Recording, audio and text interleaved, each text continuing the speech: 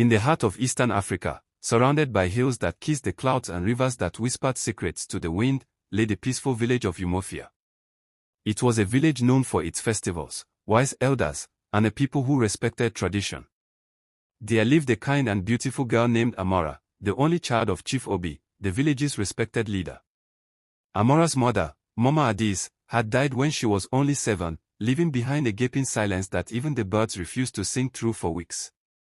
Chief Obi, in his loneliness, remarried a woman named Uju, a woman whose beauty deceived even the elders. Mama Uju came with 2 daughters from her former marriage. At first, she acted kindly toward Amora, stroking her hair and calling her my daughter. But behind closed doors, envy burned in her heart like a wildfire in the dry season. As the days passed, Mama Uju's mask slipped. She gave Amora the heaviest chores, often denying her food until her tasks were completed. While her own daughters, Obiajuli and Gozi, played with beads and bathed in scented oils, Amora carried pots of water from the far river, swept the compound from sunrise till sunset, and cooked without rest. At night, Mama Uju would tell Chief Obi lies. "She's growing disrespectful," she said. "She insulted me today. She refuses to do her chores," she claimed.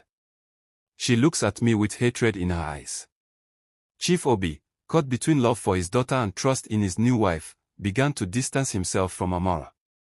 Her voice, once the morning music of the compound, faded into silence.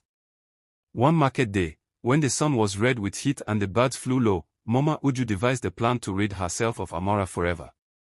She called the girl and said, "Go to the well of whispers in the forest of no return and fetch me water with this calabash.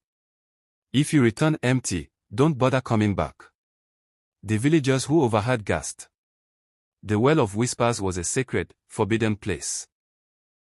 No one who entered that forest ever returned, only the brave or the cursed dared step foot inside. Amora, though afraid, nodded without protest.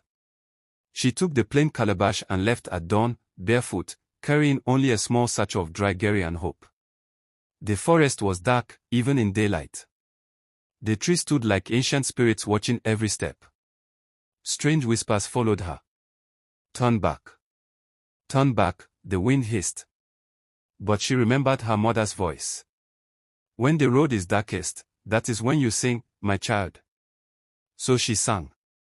Her song danced through the forest, and the trees parted for her. Eventually, she reached the well round, deep, and silent as death. Amora knelt and greeted the spirits of the well, pouring libation with the little water from her satchel. "I do not come in pride. I come in peace. If I must die, let it be known that I carried only truth." Suddenly, the water in the well shimmered like moonlight. A voice echoed from deep within. "Daughter of sorrow, bearer of truth, your heart speaks louder than your lips." She lowered her calabash. The water poured in, glowing with light.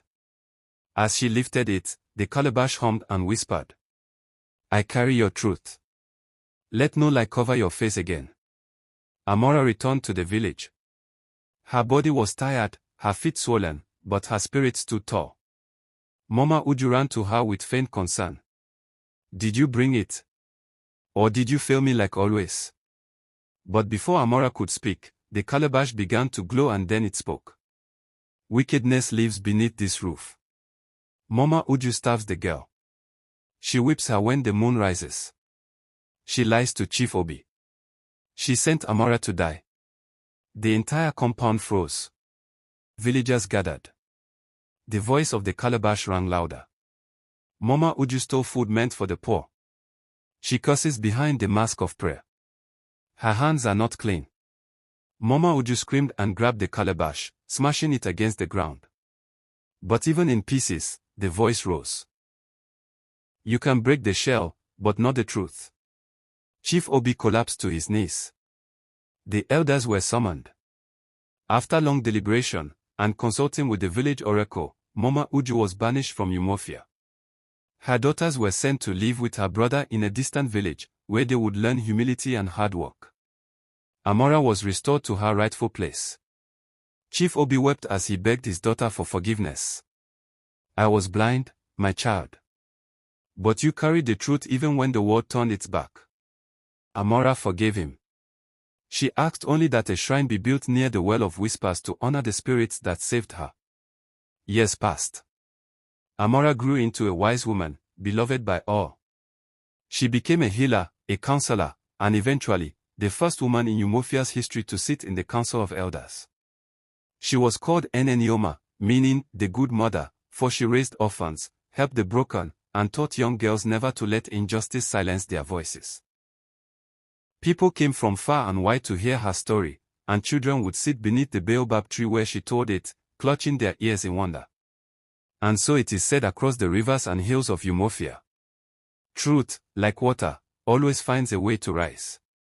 And no matter how wicked the stepmother, or how broken the calabash, justice will always speak, if you carry it with a pure heart. Moral of the story.